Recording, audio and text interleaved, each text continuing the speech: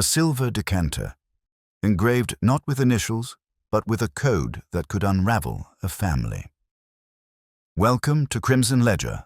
I am your host, Bernard Ashcroft. Where are you tuning in from today? Your messages breathe life into every mystery. Let's begin. The silver decanter glinted like a shard of ice in the dappled sunlight, perched with unsettling elegance on the white linen table beside a dish of gooseberry fool. Its surface bore an inscription so faint that even the vicar had squinted through his spectacles in puzzlement. At first glance, it seemed no more than an old family crest, yet closer inspection hinted at something more intricate, a sequence of minute etchings, oddly deliberate, and wholly out of place on a serving vessel meant only for port. Hillmere Rise, the country home of retired solicitor Arthur Hollingby, and his much younger second wife, Clarissa, was hosting the village's annual midsummer garden party, a tradition kept alive more by habit than enthusiasm. Wisteria draped itself over the crumbling stone balustrades, and white bunting fluttered gently in the breeze. From the shaded lawn, guests nibbled seed cake and sipped elderflower cordial, exchanging soft-spoken barbs about who had gained weight or misplaced their gardener this season.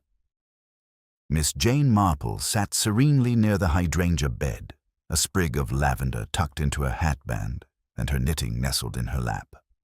She had not come for the refreshments. She never did. Rather, she considered these events to be the finest windows into the workings of the human soul, and today's gathering was proving particularly fruitful. Of course, Arthur never should have married that girl, murmured Mrs. Banbury, leaning toward Miss Marple with the conspiratorial tone of a woman who lived for such occasions. 40 years younger, if she's a day, and not an ounce of real sentiment in her. Miss Marple smiled mildly. Affection can take curious forms, my dear, sometimes quite hidden, sometimes not affection at all. The real interest, Miss Marple thought, lay not in the gossip, but in the tiny frictions, the unspoken stiffness when Clarissa passed a cup of tea to her stepdaughter Beatrix, and the subtle turning away of old Mr. Collingswood when he spotted Colonel Rushmore arriving late with a limp and a scowl. Beneath the gauzy layers of propriety, there stirred the unmistakable scent of quiet unrest. It was at the toast, oddly enough, that the air shifted. Mr. Hollingby rose, decanter in hand, and cleared his throat with the pomp of a man accustomed to attention. He was about to begin the customary speech when Clarissa reached across to steady the tray. The decanter wobbled. A sharp intake of breath followed, not because it spilled, but because the moment seemed suddenly brittle. He recovered quickly, chuckled nervously, and went on. To friendship and to new beginnings. The port was poured, glasses raised, and then it happened. Faint gasp. Then a collapse. Beatrix Hollingby, slender, pale, her dress a soft blue, fell to the grass in a graceful crumple. The decanter slipped from her hand and rolled toward Miss Marple's chair, stopping just at the hem of her sensible shoes. Chaos flared like a match struck too close to kindling. "Fetch Dr. Merrill." "Beatrix. Some water. Somebody, please." Miss Marple did not move. Her gaze lowered to the decanter, to the faint marks on the silver neck. Etchings, now clearer in the shadow cast by her parasol. Not a crest at all. A code, and now a body. By the time Dr. Merrill arrived, red-faced and breathless, the young woman was gone. Not fainted, not ill, dead. The constable was summoned. Guests were gently ushered back indoors with murmurs of a terrible accident and a bad reaction to the heat. But Miss Marple, still seated calmly, watched Clarissa Hollingby out of the corner of her eye, noting how her fingers trembled ever so slightly as she folded a lace handkerchief back into her clutch. There was something not quite genuine in her distress. "She drank only a sip," Miss Marple murmured, almost to herself, and never swallowed. The decanter, recovered and placed under a glass dome by Constable Flint, was to be examined later. But Miss Marple did not need the results of chemical tests.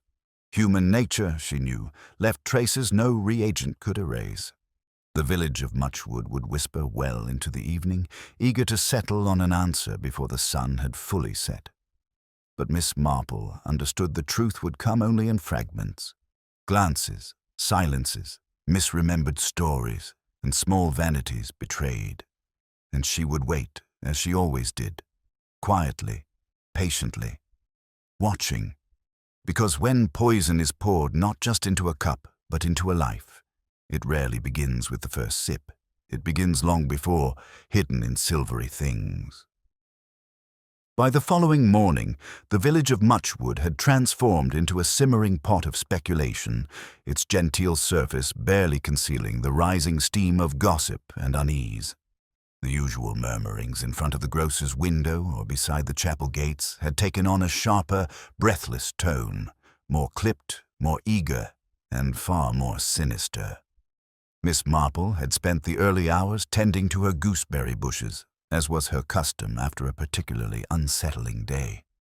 She found the quiet rhythm of pruning and sorting calmed the mind and cleared the noise, but even amidst the thorns and damp leaves, her thoughts could not help but return to Beatrix Hollingby's lifeless form, so still against the bright summer lawn.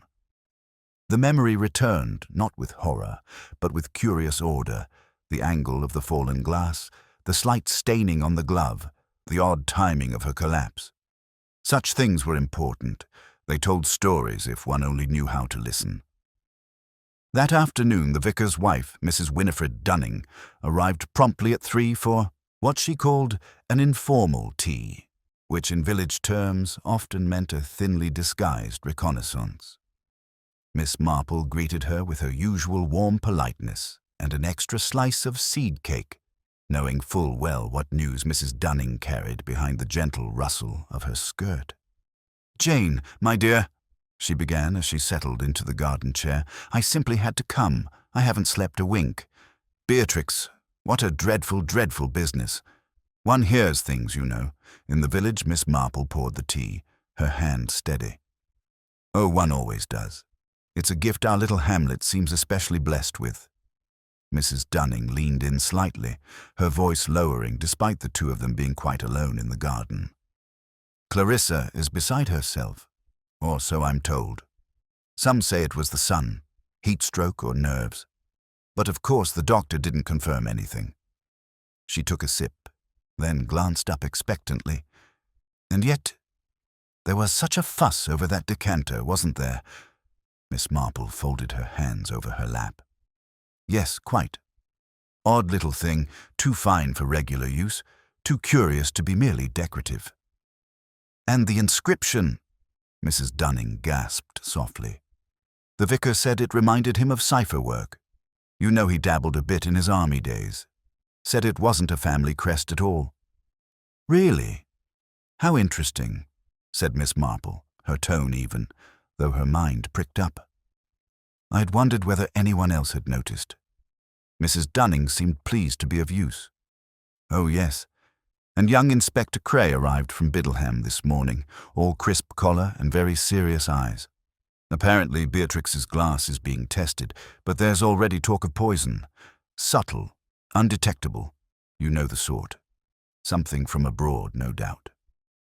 Miss Marple allowed a small nod. "Poisons are rarely foreign, Winifred. More often they are quite domestic, in origin and intention." The woman blinked, momentarily thrown by the quiet assertion. Then she rallied. "Well, I do hope it's sorted quickly. Poor Beatrix. And to think she was just beginning to mend things with her stepmother. Clarissa tried so hard after Arthur remarried, you know. But Beatrix never quite took to her." "No," said Miss Marple gently. "I don't imagine she did." The silence stretched between them for a moment, broken only by the soft hum of bees among the delphiniums. That same evening, the village square was thick with quiet movement. Shopkeepers wiped down already clean windows with deliberate slowness, hoping to catch a word or two from passing constables. At the post office, Mrs. Hardwick insisted loudly that she'd seen Beatrix arguing with Colonel Rushmore not 3 days prior, though what the argument concerned she couldn't say. At the bakery, Mr. Langridge swore he'd seen Beatrix slipping something into her handbag during the fete preparations. Something glinting. But it was at Hillmere Rise that the atmosphere had changed most markedly. Clarissa Hollingby, pale but perfectly composed, had not left the drawing room since the previous day. She had declined visitors, but accepted floral arrangements, each one adding to the strange funereal stillness that now filled the once cheerful room. Arthur, too, remained withdrawn, speaking only to the police, and even then in terse, clipped sentences. It was not long before Inspector Cray arrived at Miss Marple's cottage, as any sensible detective in the region eventually did. They came not because she demanded attention, but because, over the years, a pattern had emerged. Things often made more sense after tea at St. Mary Mead. "Miss Marple," he said, standing politely on her front path. "I'd be grateful for a few minutes." She led him inside, motioning him toward the chair beside the writing desk, and poured him a cup of Darjeeling without asking. "I take it," she said mildly. "You've already questioned the family." "I have. Arthur Hollingby is grief-stricken but cooperative. His wife is less forthcoming, and I hesitate to say it, but her composure is almost too perfect." He paused. "We've also discovered something strange. The decanter wasn't part of the Hollingbys' original collection. It appeared in the house within the last 6 months. No receipt, no record." "Then someone introduced it deliberately," Miss Marple mused. "May I see a photograph of the etchings?" Cray produced a small card from his breast pocket, the markings photographed in crisp detail. Miss Marple studied them without touching the image. "Interesting," she murmured. "It's not a code in the military sense. More of a symbol chain. I'd wager it's a private cipher. One of sentiment rather than function. Sometimes lovers use such things, or enemies pretending at courtship." The inspector arched a brow. "You believe there was a personal motive?" "Oh, always," said Miss Marple, with a gentle smile. "Murder is rarely an impersonal act." He looked down. "Do you know what it means?" She shook her head. "Not yet, but I know where to begin." Later that evening, Miss Marple returned to her rosewood writing desk, where she removed a slim notebook from the second drawer. Inside were clippings, obituaries, and village announcements, years of patterns recorded, observed, and quietly noted. She turned to a page marked with a faint pink ribbon and traced the date of Arthur Hollingby's first wife's death, a sudden illness. 6 years ago. Clarissa had been the nurse. Miss Marple made no sound, but her knitting needle, idle in her lap, tapped once against the wooden armrest. Sometimes the past does not stay buried. Sometimes it is etched in silver and passed, cup by cup, to the future. And sometimes, Miss Marple thought, it comes with just enough poison to keep a secret dead, and a secret keeper silenced. By midweek, the scandal of Beatrix Hollingby's sudden death had become more than just the central topic at Muchwood's tea tables. It had reached beyond, stirring conversation in Biddleham and even drawing a column in the county's local society page. A death during a garden party, involving a silver decanter and whispered suspicions of poison, was not the sort of story that faded quietly. At Hillmere Rise, the household was subdued, its rhythms fractured. Meals were eaten in silence. Doors were closed more quickly than usual. The curtains in the west wing, once always drawn open to let in the morning light, now remained perpetually shut. Miss Marple, however, found herself walking more than usual, stopping here and there. Not in a way that drew attention, but just enough to notice who lingered too long by the post-box, who glanced twice at the closed windows of the Hollingby house, and who suddenly remembered errands they'd never had before. She had just returned from the greengrocer when she found a familiar face seated upon her garden bench. Miss Lavinia Crutchley, a woman well into her 70s and the sort who managed to know everything about everyone while maintaining the illusion that she had heard it by accident. Jane, she said brightly, shifting her handbag and making space. I told myself I was merely out for a walk, but my feet brought me here. Curious, isn't it? Miss Marple smiled. Curious how feet often know what the mind pretends not to. Lavinia chuckled, but her eyes were sharp. You've heard, I imagine, about the locked bureau in Arthur's study? Miss Marple raised a brow, inviting her to continue. Beatrix had a key, Lavinia said, lowering her voice. Or so I've been told. That bureau belonged to her mother, Arthur's first wife. She used it to keep letters, private correspondence, that sort of thing. When Arthur remarried, Clarissa tried to have it removed, but Beatrix insisted it remain. How interesting, said Miss Marple, her voice soft. And who told you this, dear? Lavinia dabbed at her nose with a lace-trimmed handkerchief. Let's just say the cleaner at Hillmere is terribly fond of my elderberry jam. Miss Marple did not press. In villages like Muchwood, truths often arrived wrapped in such packages. That evening, Inspector Cray returned with an update. Though professional and tactful, he could not disguise the frustration behind his clipped tone. No traces of known poisons, he said, setting his notebook on the table. At least, not in the usual quantities. The medical examiner is baffled. Says there are symptoms consistent with cardiac arrest, but the suddenness still points to interference. And the glass? No fingerprints save for Beatrix's. And the decanter? Wiped clean. Miss Marple poured him a cup of tea. And what of the cipher? He hesitated. We've had it examined. It's not in any government archive. Not military, not naval. But a local librarian suggested it resembles an old form of steganography, symbols representing phrases rather than letters. Obscure, but not impossible to break. She nodded thoughtfully. So someone wanted to deliver a message. Hidden, disguised. Cray leaned back. The question is, was Beatrix the intended recipient, or merely the one who uncovered it? Miss Marple folded her hands in her lap. You've spoken with Colonel Rushmore, I assume?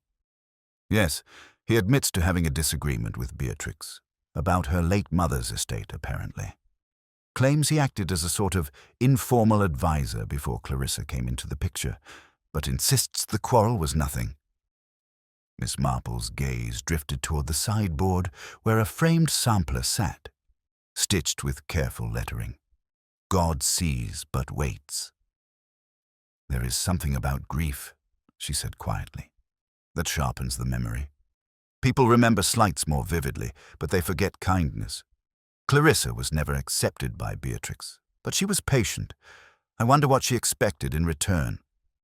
Cray blinked. You think she's the one behind it? Miss Marple did not answer directly.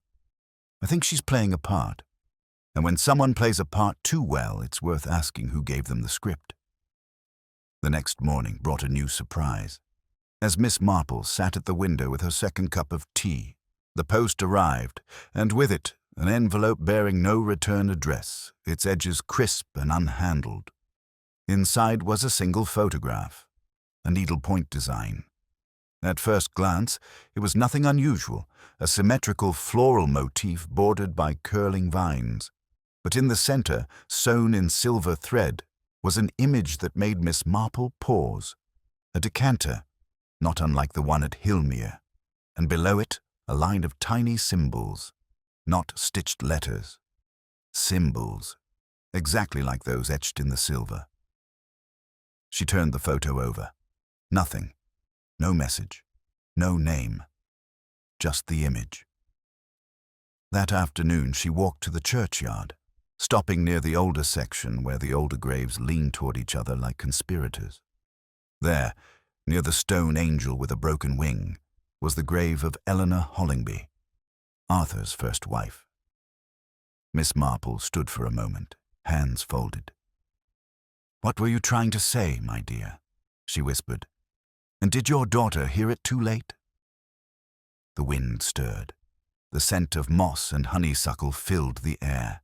Somewhere in the distance, a dog barked once, sharply. And far beyond that, behind the tall hedges of Hillmere Rise, something stirred, Not wind, not branch, but a presence, waiting. Miss Marple turned back toward the path. She would need to speak with Clarissa, not as a suspect, not as a grieving wife, but as a woman who had perhaps spent years pretending she did not notice the eyes watching her from the past. And if she had sent the photograph, the message was clear. The decanter had not only held port, it had carried a secret, and perhaps a warning. Clarissa Hollingby did not receive visitors, not in the week following the tragedy at Hillmere Rise.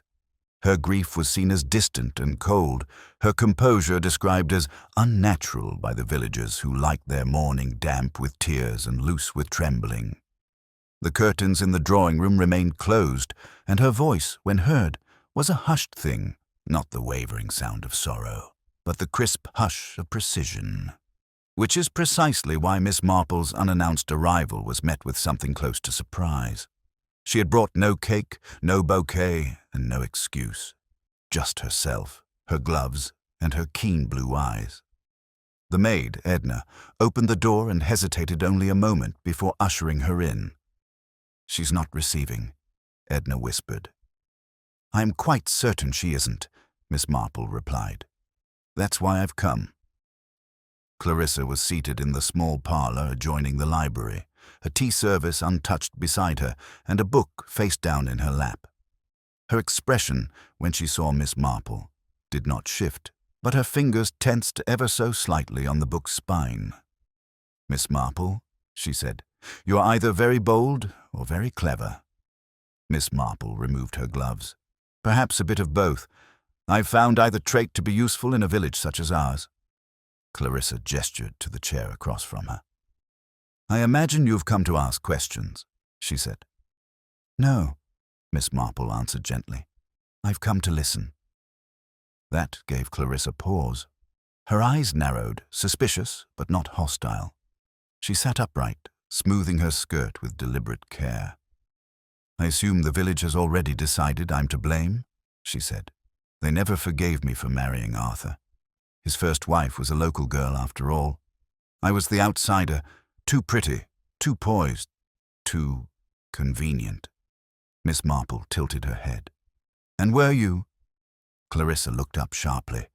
The silence that followed was not hostile, merely brittle, and yet in that fragile pause, something moved. Not confession, but the subtle withdrawal of a mask. "I cared for him," she said finally. "Arthur. He was kind. In his way, distant but kind, and I never wished Beatrix harm. She made it difficult, yes, but I understood her grief. She thought I was the intruder." Miss Marple folded her hands. "And yet you stayed." "I did." Clarissa's eyes moved to the window, where the curtains filtered the afternoon light into long, ghostly streaks. "Because I believed I could change things, that I could earn my place. Foolish, I suppose." "Not foolish," Miss Marple said, "merely human." Clarissa gave a soft, mirthless laugh. "You make it sound so simple." Miss Marple leaned forward slightly, voice gentle but firm. "Tell me, my dear, the decanter. Did you bring it into the house?" Clarissa's lips parted in surprise. "No," she said. "It arrived months ago. Arthur claimed it had belonged to Eleanor's family, but I'd never seen it before. He kept it in the locked cabinet for weeks before bringing it out. Said it was for special occasions." "And the symbols on it? Did he mention those?" Clarissa hesitated. "Number, but I noticed them. They weren't visible at first, not unless you caught the light just so. Beatrix noticed them too. She asked Arthur about it, but he said it was an engraving, nothing more." Miss Marple nodded slowly. "And did Beatrix believe him?" Clarissa's gaze dropped. She rarely believed anything he said, or anything I said for that matter. She grew more suspicious after that. I found her once, studying the decanter with a magnifying glass from the study. "Do you think she was trying to decipher something?" "I think," Clarissa said, her voice dropping low, "she believed the decanter held some connection to her mother, something Arthur had kept hidden. Miss Marple reached into her handbag and withdrew the photograph she had received. The image of the needlepoint. She passed it across the table. Clarissa stared at it, her breath catching. She lifted the photo slowly. This was Eleanor's. I've seen it before. It used to hang in her sewing room. You're certain? Yes, I remember it clearly. She had it framed. Beatrix kept it in her own room after Eleanor died. Where is it now? Clarissa's hand trembled slightly as she lowered the photograph. It vanished some weeks ago. Beatrix said she'd loaned it to a friend for a church exhibit. I didn't ask who. Miss Marple sat back. It appears someone wanted me to see this, and perhaps to see the symbols again. Clarissa's brow furrowed. You think someone is sending a warning? Or a message? Miss Marple replied softly. But to whom and from whom remains unclear. She rose gently. I won't trouble you further. But should you recall anything else, especially about Eleanor's last days or what she may have hidden in the house, please do let me know. Clarissa stood as well. Miss Marple, do you think I'm in danger? The question came out not as a plea but as a measured inquiry. Clarissa Hollingby was not a woman given to dramatics. That she asked the question at all revealed the deep fracture beneath her calm exterior. Miss Marple looked at her with quiet empathy. My dear, I think everyone in this house is, until the truth is brought out from where it's been buried. As Miss Marple walked back through the village lanes, the light fading gently behind the hedgerows, she considered the layers now emerging. A hidden needlepoint. A decanter is not part of the house's past, a daughter searching for something left unsaid. And a second wife who, for all her elegance, knew far more than she admitted. The key to it all, she suspected, did not lie in the decanter itself, but in whatever story it had been meant to carry. A story Eleanor had begun, and Beatrix had tried to finish. Now it had passed to her, and stories, once begun, demand their endings. The next morning arrived with a heavy mist that blanketed the village of Muchwood in a soft, woolly hush, as if nature itself wished to keep the town's secrets just a little longer. The dew clung to the hedgerows like old memories, and the usual chirping of birds seemed muffled, reluctant to disturb the atmosphere. Miss Marple had risen early and taken her breakfast on the back porch, wrapped in a thick shawl and surrounded by the comforting scent of peat smoke and lavender. Her thoughts were not with the garden this morning, nor with her usual correspondence. Instead, she turned once more to the photograph of the needlepoint, which she had now pinned to her desk with a silver hairpin. She had studied the image again and again, tracing the threads with her eyes, until the pattern seemed to shift and rearrange itself.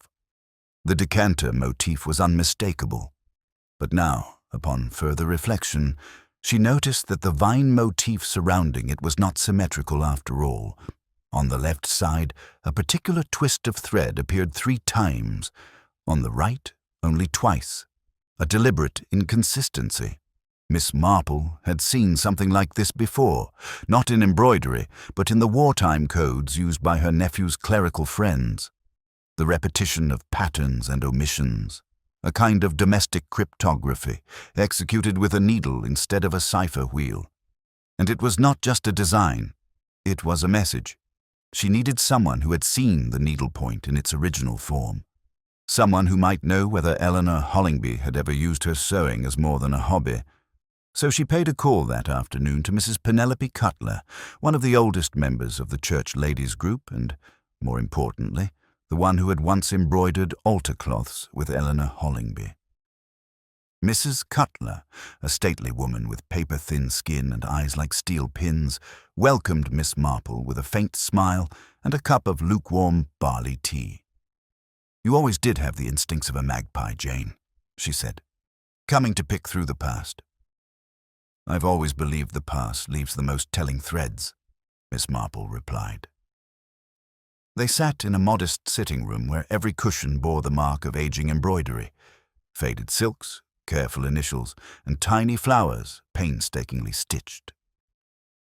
I came about Eleanor Hollingby, Miss Marple began. Do you remember the needlepoint she kept in her sewing room? Mrs. Cutler sipped her tea without expression. Of course I do. Silver thread, very fine work. Unusual for Eleanor. She preferred softer colors. She never explained it.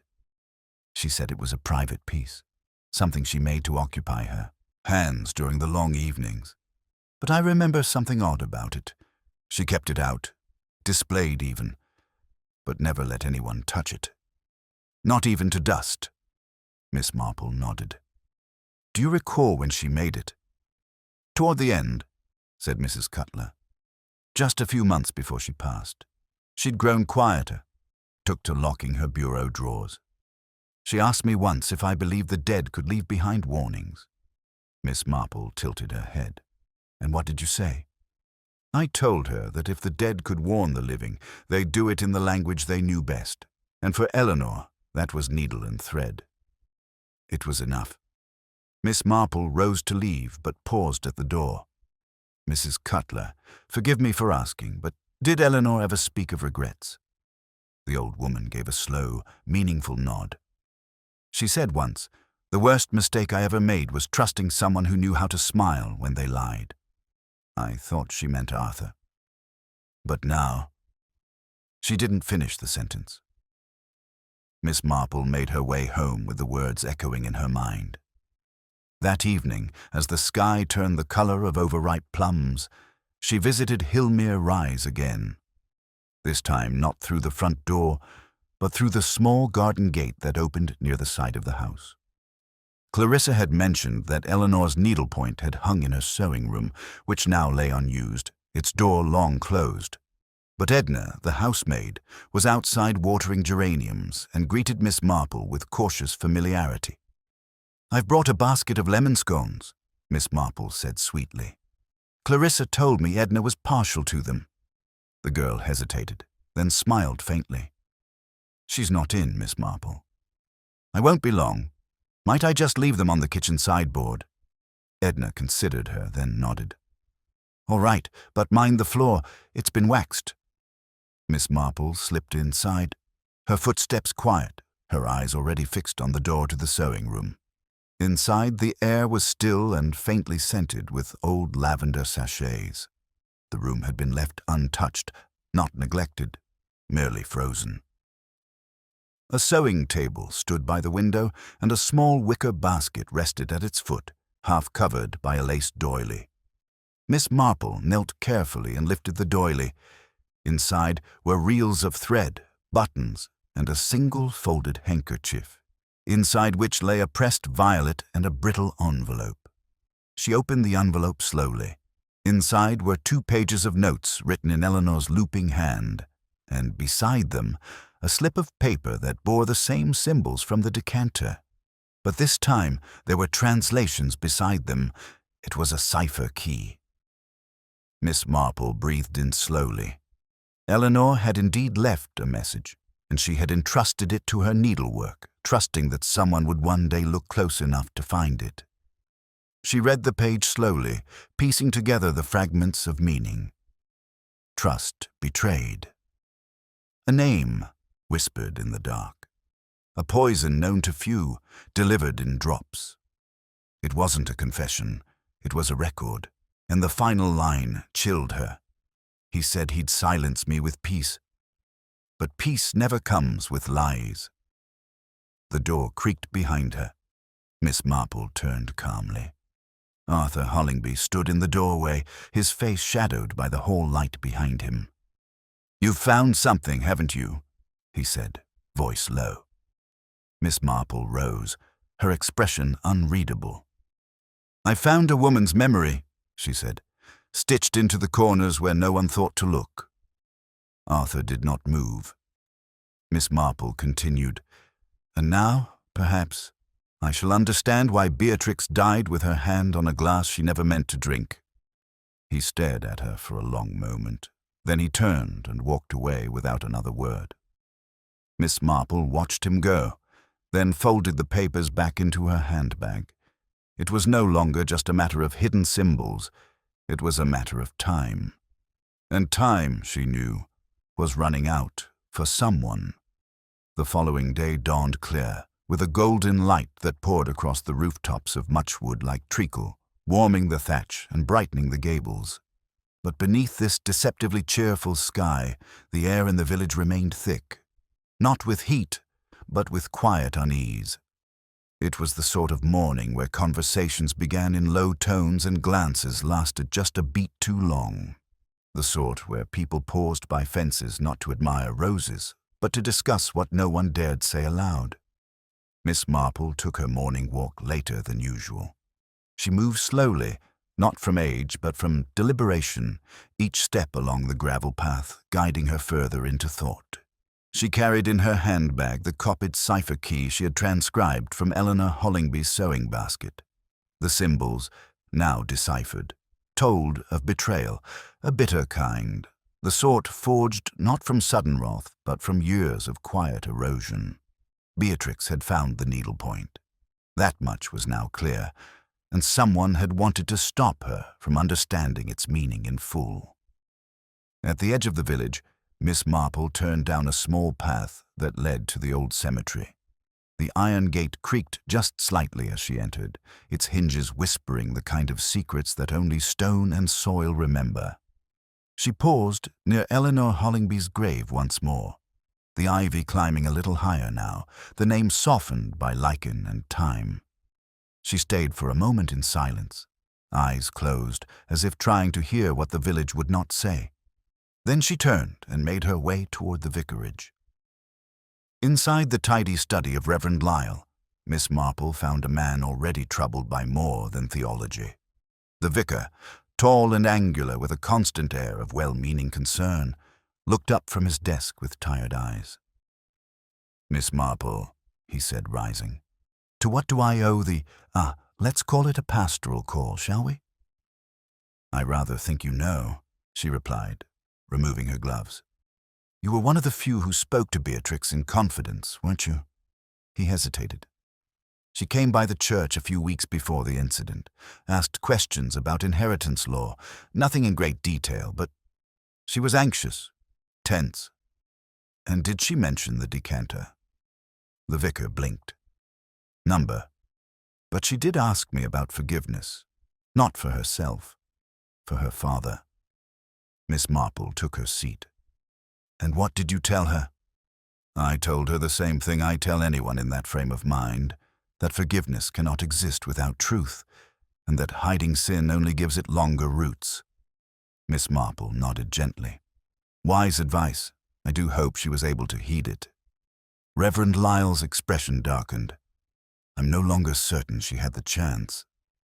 That afternoon, Inspector Cray arrived at Miss Marple's cottage with an expression that suggested equal parts interest and irritation. "I've had word from our lab in Bristol," he said, setting his hat down. "They've gone over the decanter again. This time, with a more specialized approach, they found trace amounts of an alkaloid compound, derived from the monkshood plant. Aconitine." Miss Marple's eyes narrowed slightly. "A slow-working poison. Rarely used, hard to detect unless one knows to look for it." Cray nodded grimly. "Exactly.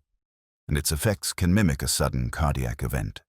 We've no proof it was administered by the decanter alone, but the glass Beatrix used contained similar residue." "Then we now know the means," Miss Marple said. "And the motive, I suspect, lies in the past." Cray sat forward. "You've found something, haven't you?" She reached into her drawer and produced the copy of Eleanor's cipher. He read it, frowning as he went, and when he finished, he leaned back in his chair with a long exhale. "She believed her husband was poisoning her," he said slowly. "She suspected it." Miss Marple's voice was calm. "Not just suspected. She stitched it into fabric, a warning too delicate to say aloud, and Beatrix must have recognized it for what it was, or at least sensed it was no mere decoration." "But why now?" Cray asked. "Why, after so many years, would someone act?"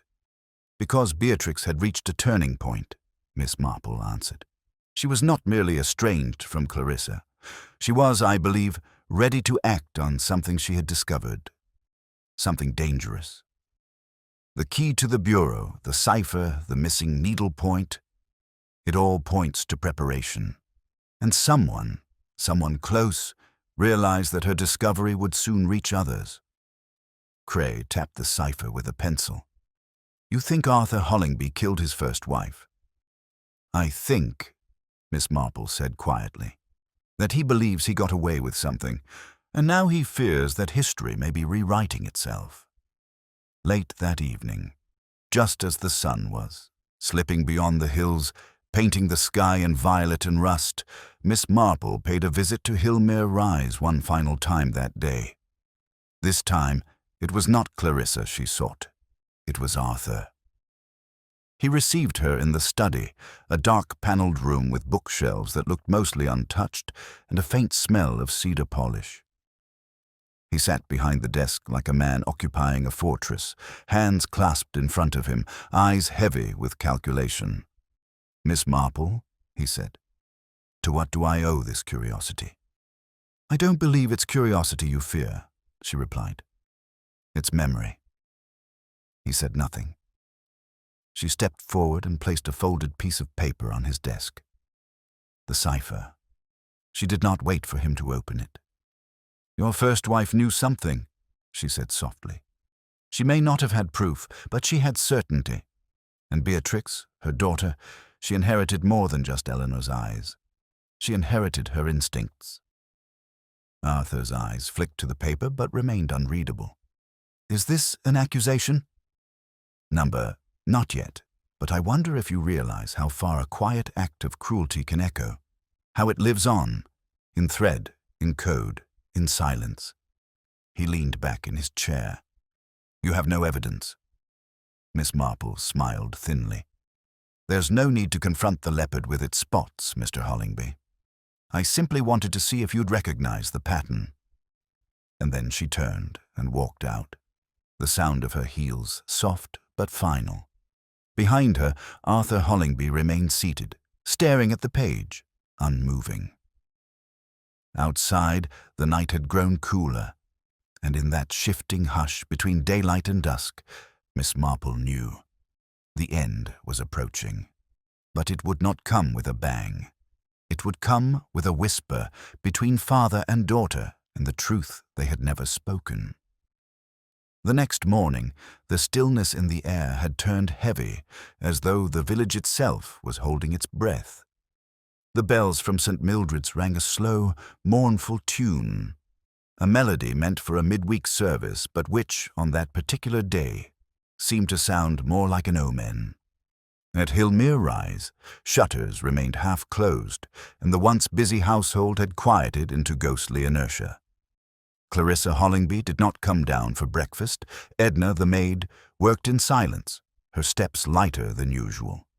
Arthur, according to the kitchen girl, had taken his morning tea alone in the study and had not spoken a word to anyone since Miss Marple's unexpected visit the evening before. But inside the walls of the grand old house, something had shifted, not physically, but perceptibly, like the faint draught that brushes one's neck in a sealed room, or the click of a lock you didn't know was turning. Miss Marple, meanwhile, sat in her drawing-room in St. Mary Mead, engaged in the apparently simple task of sorting through a sewing basket of her own. A casual visitor might have mistaken her activity for one of domestic leisure, but her eyes were far too focused, her hands far too deliberate. She wasn't mending a hem or rethreading a needle. She was waiting. At precisely 11:30, a knock came at the door. Inspector Cray entered with a face that bore the marks of poor sleep and sharpened purpose. "We may have something," he said without preamble, removing a folded paper from his coat. The Hollingby family's solicitor finally responded. It seems Beatrix requested a change to her will just 2 days before the garden party. Miss Marple's expression did not change, but her knitting paused in mid-stitch. She left her share of her mother's estate, including the family silver and all personal effects, to a Miss Lydia Rayner. Miss Marple blinked once. "That name is unfamiliar." Cray nodded. "She's a school teacher in Devon, Beatrix's cousin on her mother's side. They hadn't been in touch for years, according to the files, but it seems they reconnected recently. There are letters, all handwritten. Letters, Miss Marple repeated thoughtfully. And where are these kept? Beatrix stored them in her bureau, the one that's remained locked since her death. Until now. Cray allowed himself a half smile. We've just received permission from Mr. Hollingby to open it. Miss Marple rose, setting her knitting aside. Then I believe it's time I joined you at Hillmere Rise. When they arrived, the mood inside the house was curiously still. Clarissa was nowhere to be seen. Edna ushered them in with a subdued nod, her face pale. As they passed through the corridor toward Beatrix's room, Miss Marple could not help but glance once more at the framed photographs on the wall, one of Arthur and Eleanor on their wedding day, another of young Beatrix holding a puppy in her lap. Fleeting moments, trapped smiles, all before the shadows arrived. In Beatrix's room, the bureau stood beneath the tall window. The lock, aged but finely crafted, gave a soft click as Inspector Cray turned the brass key provided by Arthur. Inside, neatly arranged, lay a stack of letters tied with a pale blue ribbon, a small cloth pouch embroidered with initials, and, most notably, a leather-bound journal. Cray handed the journal to Miss Marple, who opened it with the care one gives to a relic. The entries were not dated regularly, but they began nearly 6 months prior and continued up to just a week before Beatrix's death. Miss Marple read aloud, her voice even. I know something is wrong. It's not just her presence in the house, it's what she's not saying. Clarissa is watching Father in a way I don't understand. And Father, he's quieter, more careful. I found the needlepoint again, hidden behind one of Mother's old hymnals. It was never just embroidery. She turned the page slowly. I took the decanter to Lydia. She teaches codes to her students. She said it might be symbolic, even sentimental, but definitely deliberate. She's helping me piece it together. Cray and Miss Marple exchanged a glance. Another entry, Miss Marple continued. Lydia says the symbols match a pattern. Poison, warning, betrayal. I confronted Father. He laughed, said Mother was always a melodramatist, but he looked startled. Miss Marple's fingers hovered over the final line. She never trusted him, and now I think I know why. A long silence followed. Then Cray said she was getting close. Miss Marple closed the book gently. Too close. Cray picked up the embroidered pouch and loosened the drawstring. Inside was a silver chain with a small pendant, a locket. He opened it and found a folded slip of parchment, no bigger than a postage stamp. Inside, written in Eleanor's fine hand, were 4 words. He waits in peace. Miss Marple exhaled. A final message, the same word she used in her cipher. Cray looked toward the window. We'll need to speak with Clarissa again. They found her in the conservatory, seated on the wicker bench with her eyes fixed on the roses beyond the glass. She did not rise as they entered. Miss Marple approached gently. You weren't meant to stay in this house, she said. Were you? Clarissa's eyes flicked up. I was meant to survive it. Cray frowned. Did you suspect Arthur all along? Clarissa's voice was low. I knew what Eleanor had hinted at. I found the journal once, years ago, but I had no proof. Beatrix, she was braver than I was. She confronted him. I told her to stop, but she wouldn't. Did you send the needlepoint photo to Miss Marple? Cray asked. Clarissa nodded. I didn't know what else to do. Miss Marple placed a hand lightly on her arm. It may have saved your life. Clarissa turned her head slowly toward the inspector. Arthur will never confess. You know that. Cray's face tightened. He won't need to. We have enough now to begin formal proceedings. But even as he spoke, Miss Marple's thoughts drifted. Something still didn't sit quite right. Clarissa had stayed in the house, knowing its dangers. She had watched Beatrix act, and yet she had done nothing to stop her. Was it fear? Or something else? As they left Hillmere Rise, Miss Marple paused on the front steps. The silver decanter had been taken for evidence, the bureau unlocked, and the cipher broken. And yet the feeling lingered, that the final move in the game had not yet been played. She turned her eyes toward the upstairs window where Eleanor's sewing room had once overlooked the gardens, and she thought, not for the first time, that justice, like embroidery, required more than a single stitch. It required the full pattern, and she had not quite seen it all yet. The day after the journal was recovered and Clarissa gave her quiet confession in the conservatory, Muchwood settled into a strange lull. There was no arrest, no headline, no public confrontation. Only a tightening of the air, a knowledge among the villagers that something was afoot beneath the polished exterior of Hillmere Rise. In drawing rooms and along hedgerows, conversations paused as Inspector Cray passed. Children stopped their games at the sight of Arthur Hollingby's tall silhouette in the lane, and Miss Marple, as always, watched it all with eyes that missed very little. Yet despite all that had been uncovered, the cipher, the journal, the silver decanter's poisonous residue, something continued to trouble her. It was a feeling, a quiet hum behind the facts, as though the melody of the crime had not yet finished its final notes. She sat at her writing desk, the remains of breakfast pushed aside, rereading the copy of Eleanor Hollingby's deciphered message.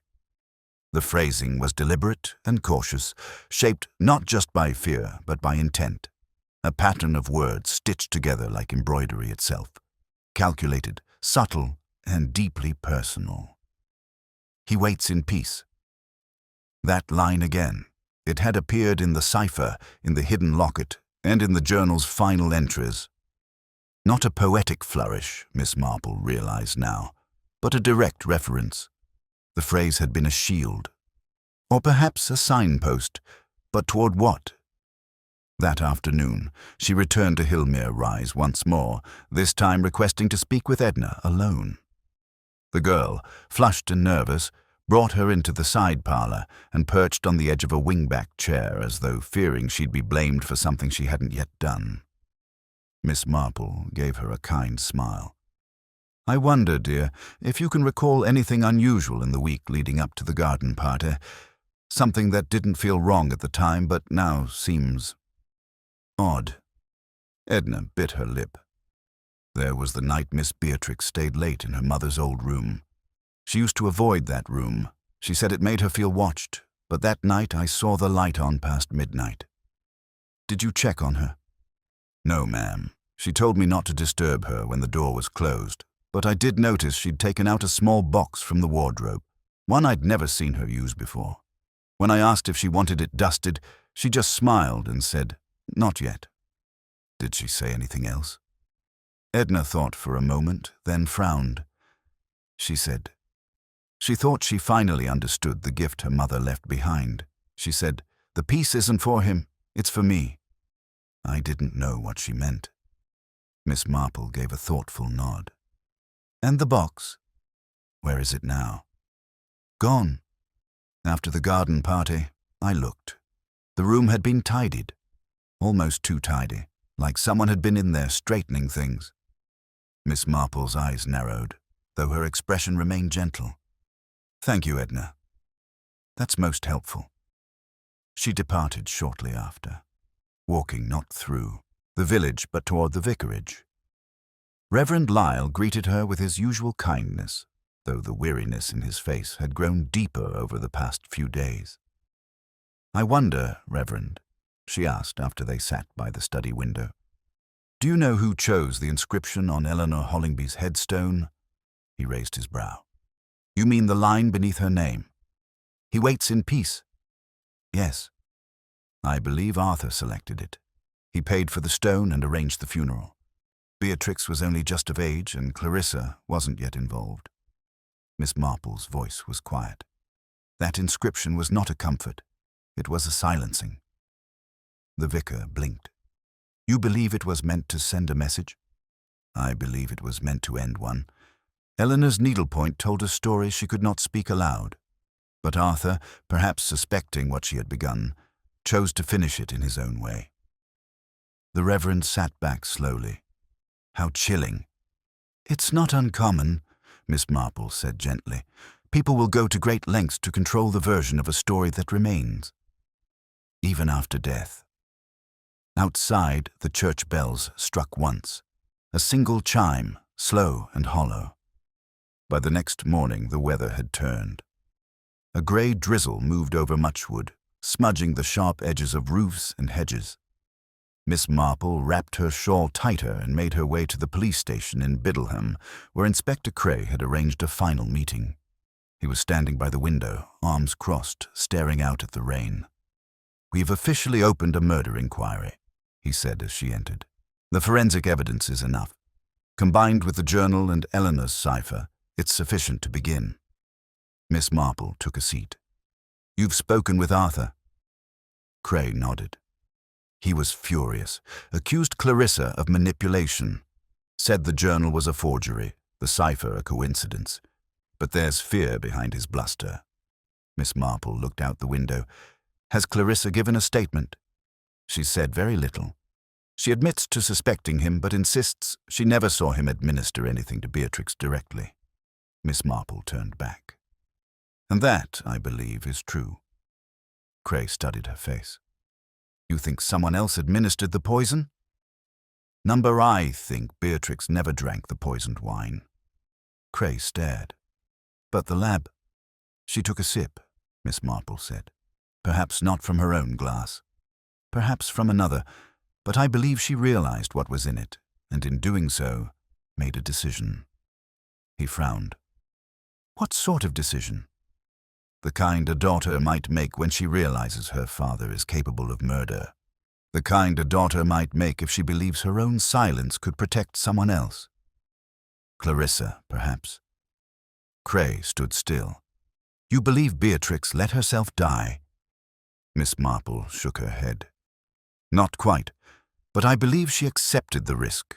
She wanted to confront him, to corner him, and she underestimated how far he would go.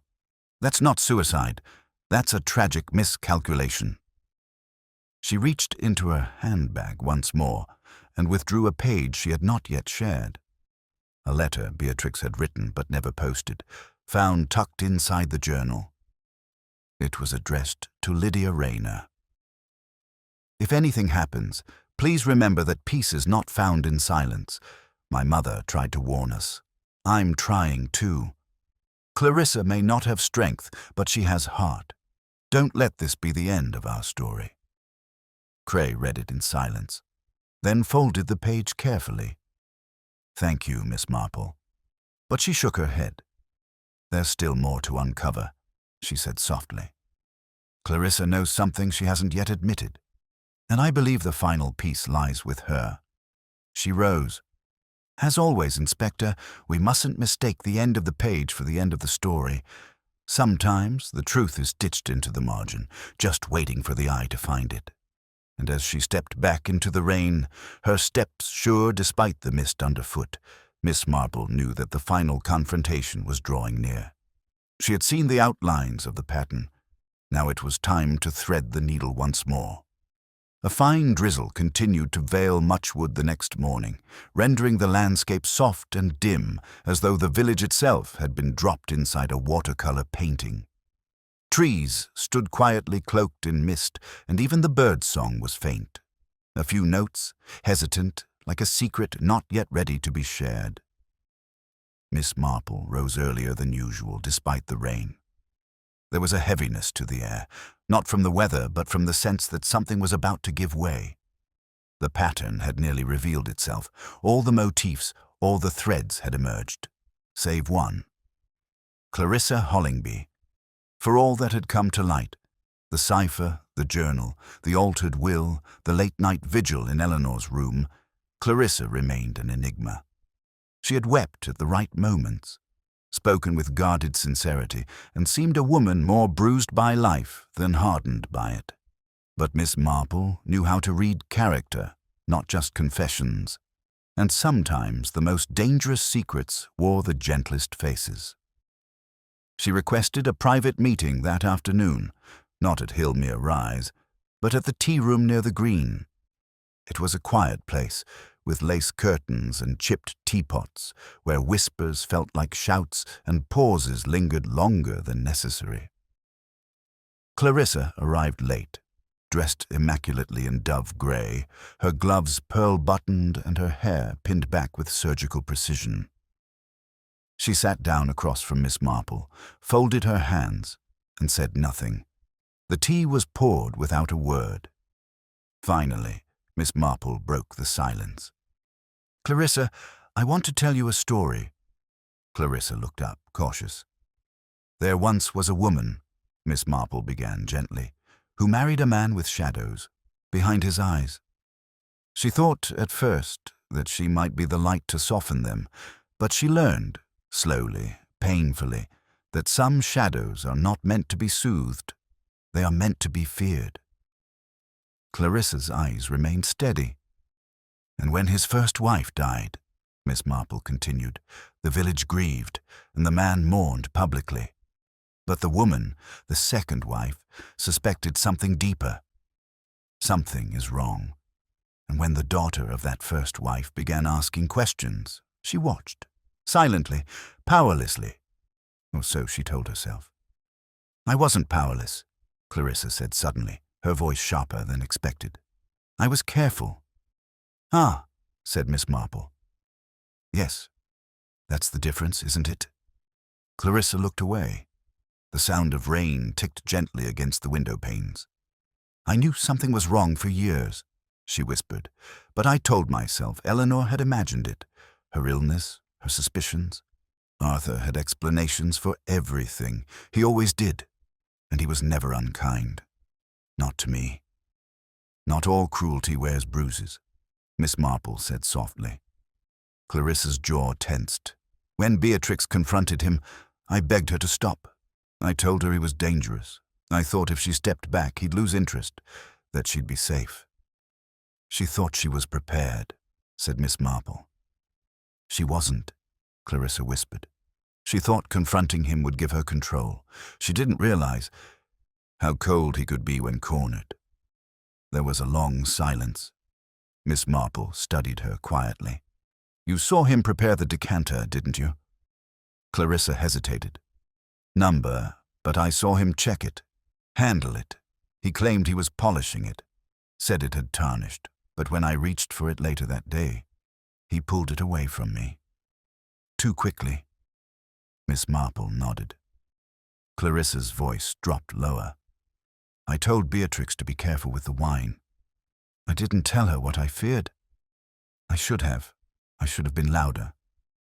"She took only a sip," Miss Marple said. "She may have sensed something, but not soon enough." Clarissa stared at the teacup in front of her. "She always thought I was weak, that I chose comfort over truth." Miss Marple leaned forward. "You weren't weak, Clarissa. You were afraid, and fear has a way of convincing even clever women to keep still." Clarissa's eyes met hers. "Do you think I'm to blame?" Miss Marple did not answer immediately. When she did, her voice was gentle but firm. "I think blame is a heavy word, but you were close enough to know, and that makes silence a form of complicity, whether we like it or not." Clarissa's throat bobbed once. "I sent you the photograph. I found it in Beatrix's drawer. I knew you were the only one who'd see what was truly there." "And you were right," Miss Marple said. "You knew how to start the unraveling, but it's not quite finished, is it?" Clarissa blinked. "What do you mean?" Miss Marple reached into her bag and placed a photograph on the table, a photograph taken from inside Eleanor's sewing room, recovered by Inspector Cray during the forensic sweep. It showed the inside of a drawer, carefully lined with lace, and in the corner, half hidden beneath a folded doily, was a small bottle. Clarissa went pale. "Monk's Hood extract," Miss Marple said. "A carnitine, identical in composition to what was found in the decanter." Clarissa's voice was thin. "I never saw that bottle." "Perhaps not," Miss Marple said.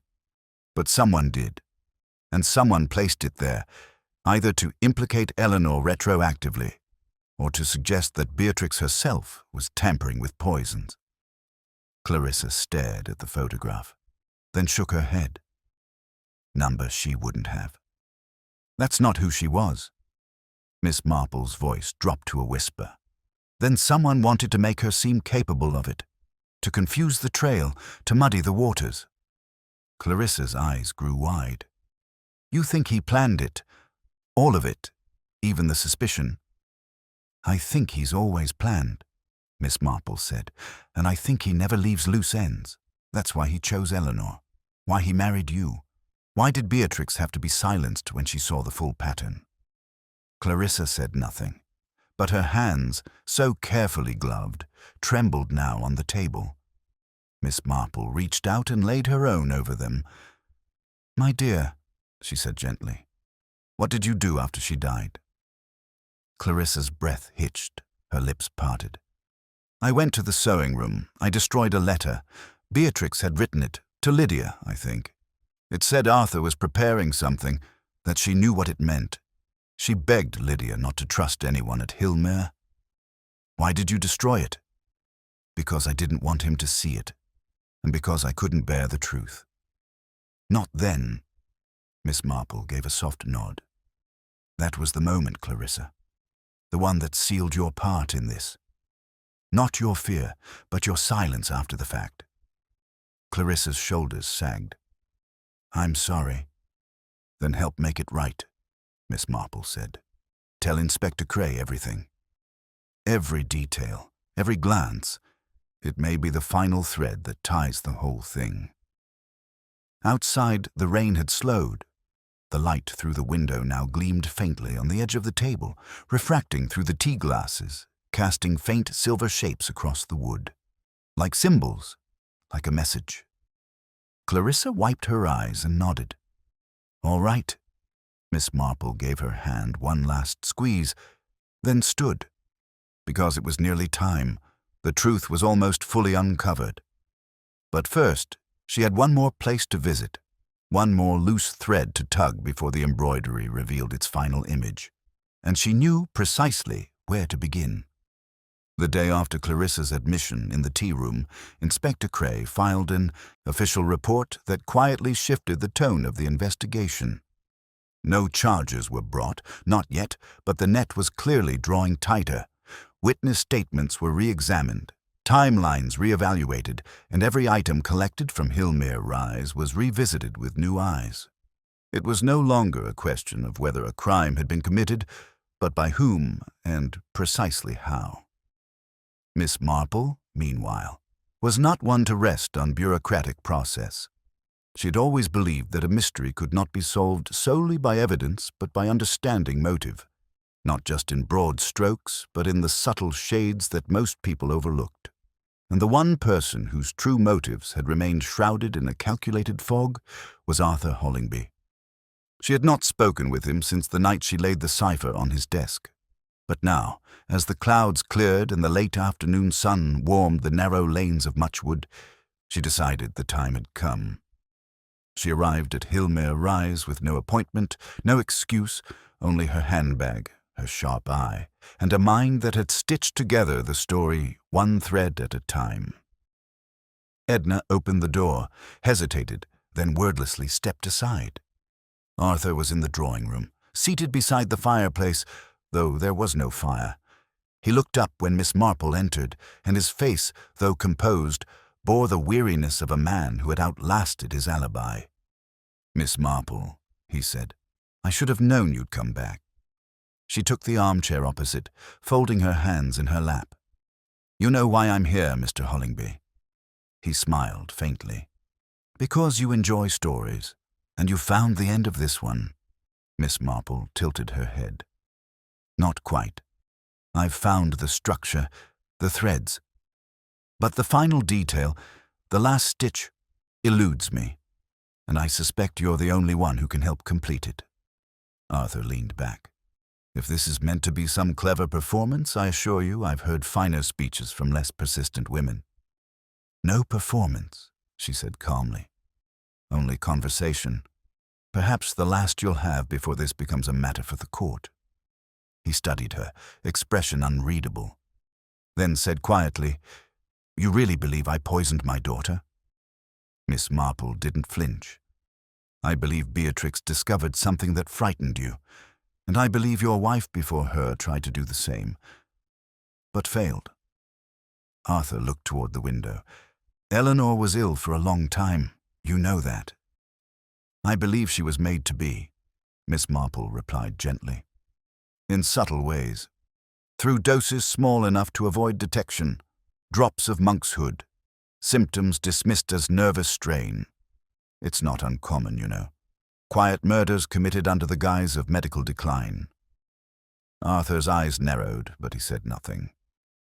Miss Marple continued. The silver decanter was your second attempt.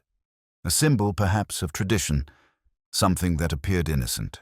But I don't believe Beatrix was the intended victim that day. Arthur blinked. What? I believe the port was prepared for Clarissa, Miss Marple said. She was the one helping Beatrix. You feared they were working together, but Clarissa was cautious. She drank only from her own glass.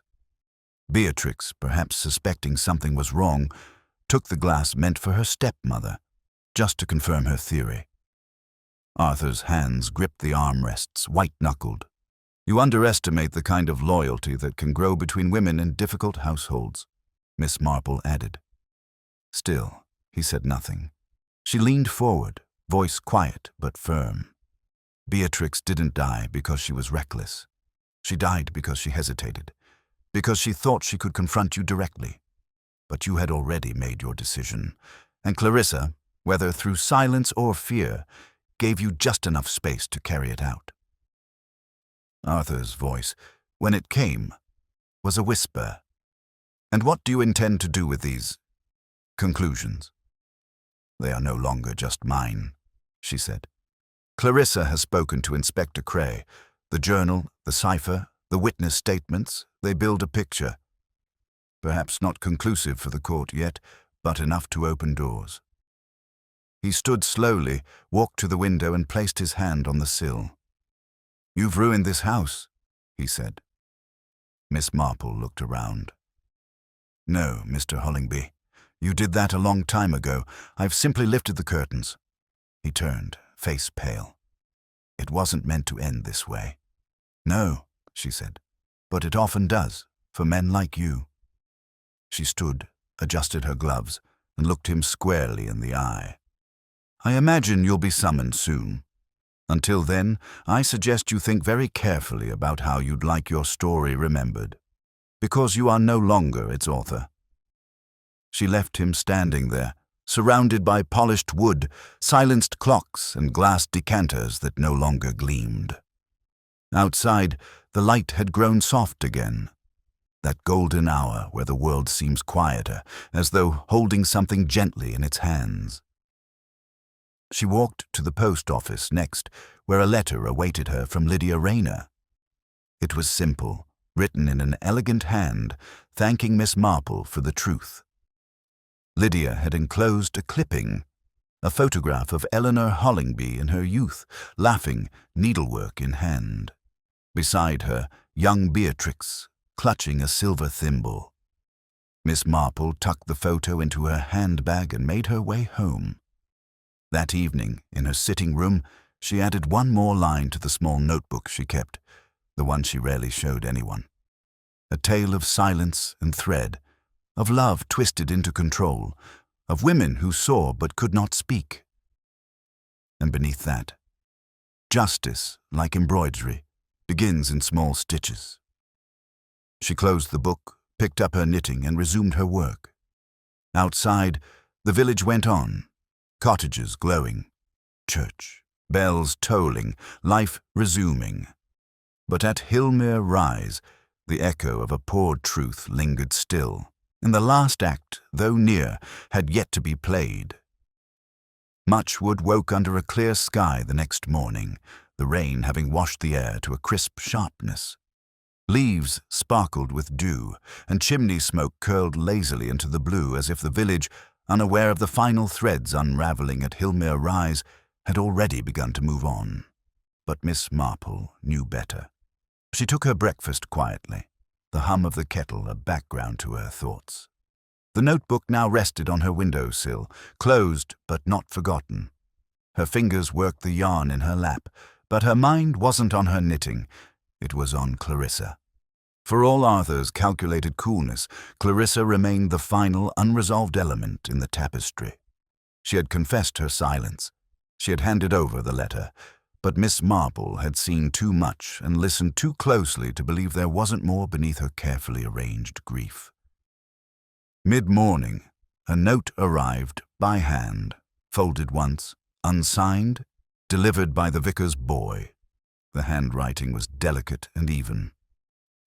"If you are right, and I suspect you are, then I must tell you something. Please come at once. I'll be in the morning room. Alone." Clarissa Hollingby. Miss Marple arrived at Hillmere Rise 20 minutes later.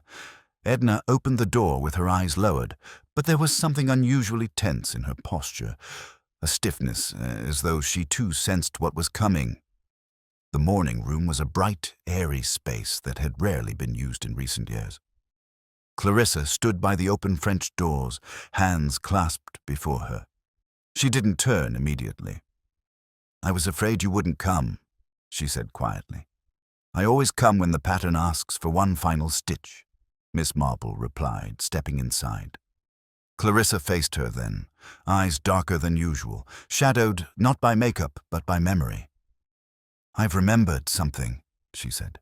"Something I told myself wasn't important." Miss Marple didn't press. She waited. Clarissa drew in a breath. "2 nights before the garden party, I went to Arthur's study. He was asleep, or so I thought. I had found the journal in Beatrix's room the day before, and I wanted to see if he'd ever read it. I opened the locked drawer with the spare key from the pantry cupboard, and inside there was a list, a folded paper with names. My name, Beatrix's, Eleanor's, Lydia Rayner's. Yours?" Miss Marple's brow lifted slightly. "Was there anything beside the names?" Clarissa nodded. "Dates, some in the past, some in the future. The day after the party was circled." She paused. "I confronted him that night. He told me it was part of a novel he was planning." "A crime story?" he said. "Nothing serious." "And you believed him?" Miss Marple asked. "No," Clarissa said. "But I wanted to. I needed to. I had lived so long in the comfort of half-truth." She turned toward the door. "But then Beatrix died, and I knew the circle around that date wasn't fiction. It was finality." Miss Marple took a few steps into the room. "You destroyed the list?" Clarissa's voice shook. "Yes. I burned it the next morning." Miss Marple nodded slowly. "And you've told no one else?" "No one." The silence that followed was long. Miss Marple moved toward the writing desk in the corner, her eyes scanning its surface. A photo of Eleanor, a porcelain cup still half filled with cold tea, and a small brooch resting on a velvet square. The brooch was shaped like a thistle, finely wrought in silver and amethyst. "She wore that on her shawl," Miss Marple murmured, picking it up gently.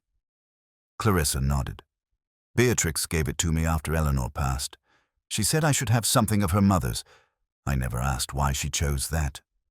Miss Marple studied the brooch. "A symbol of endurance and warning." She returned it to its place and turned back. "There's still one part you haven't told me, Clarissa." Clarissa froze. "What part?" Miss Marple's voice was soft. "The day of the garden party, you poured the wine." Clarissa's mouth opened, then shut. "I watched you," Miss Marple continued. "You poured Arthur's glass first, then Beatrix's, then your own, but when Beatrix reached for hers, there was hesitation. Not from her, from you." Clarissa looked stricken. "You noticed something," Miss Marple said gently. "Didn't you?" Clarissa sank slowly into the chair by the window. Her hands trembled in her lap. "I saw the residue," she whispered. "A shimmer at the base of the glass, like oil.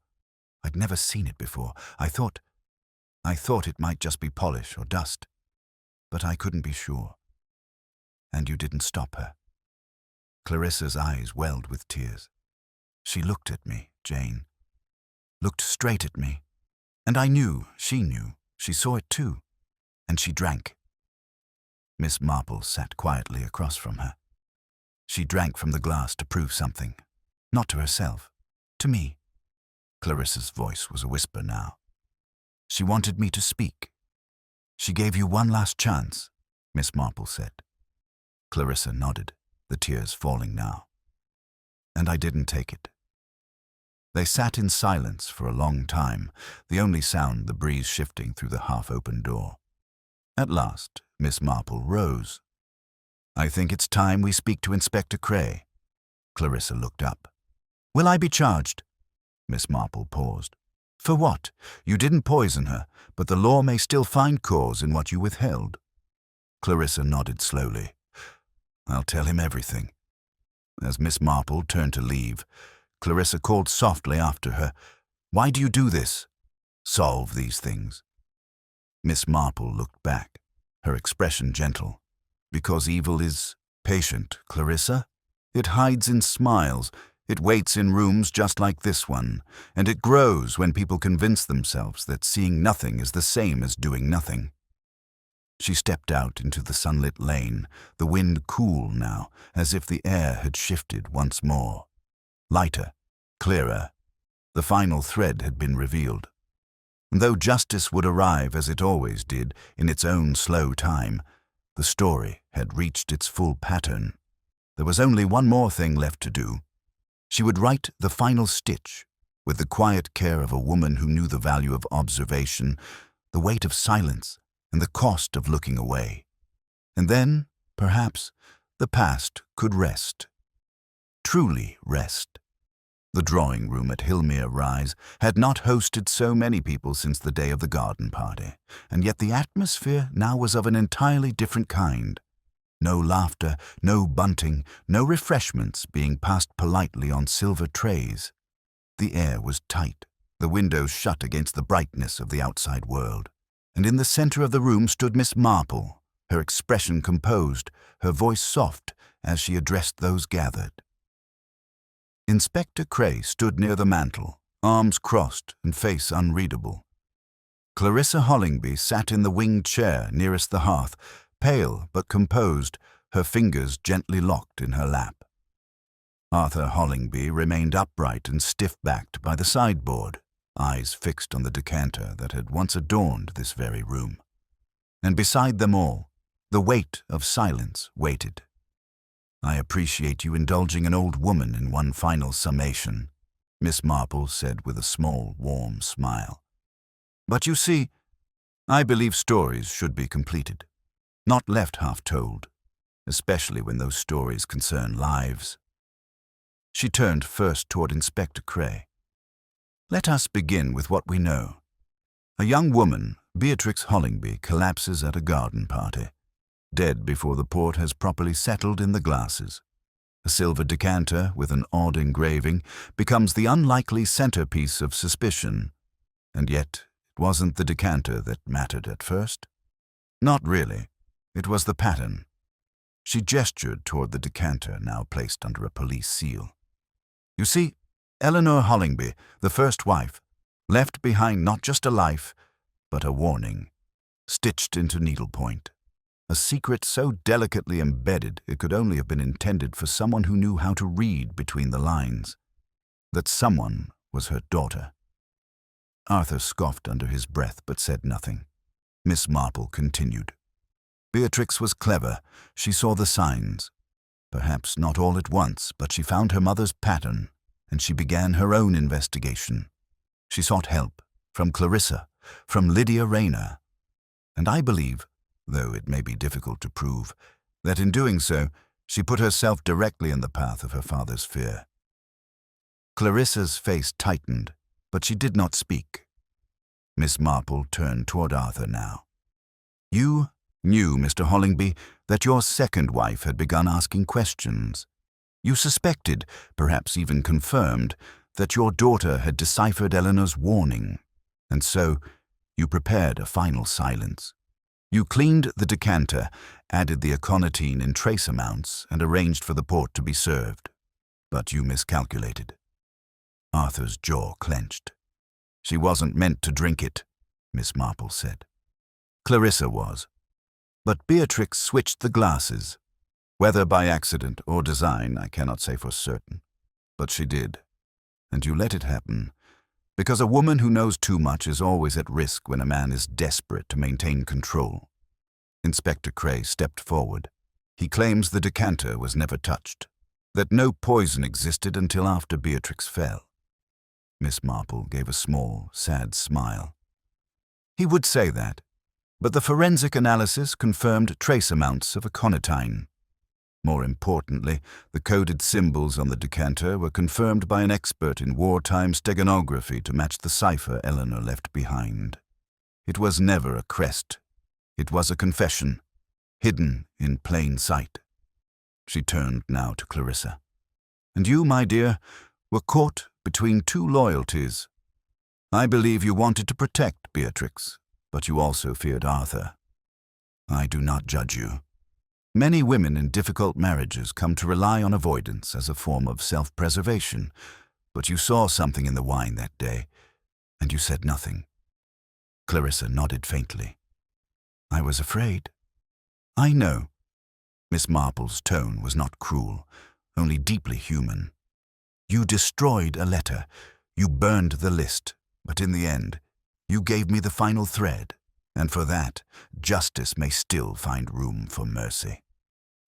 Arthur stepped forward now, the tension in him rising like steam. So this is it then, he said. Trial by village. A woman's death becomes your latest hobby. No, Mr. Hollingby, Miss Marple said calmly. This is a reckoning for Eleanor, for Beatrix, for every careful silence that allowed you to believe you were untouchable. Inspector Cray stepped forward. That will be all, Mr. Hollingby. The silence that followed was not sudden. It crept in gently, like mist through a window pane. Arthur stood frozen for a moment longer, then allowed himself to be led from the room, his eyes still dark with unreadable calculation. Clarissa did not rise. She remained seated, her gaze distant, her fingers interlocked. Later that afternoon, Miss Marple returned to St. Mary Mead. The sky had turned pink with early evening, the kind of quiet warmth that often made her think of stories read beside a fire or long-forgotten hymns hummed softly in church pews. She sat on her front bench with her knitting in hand, but her eyes did not follow the yarn. They followed the thoughts still spinning inside her.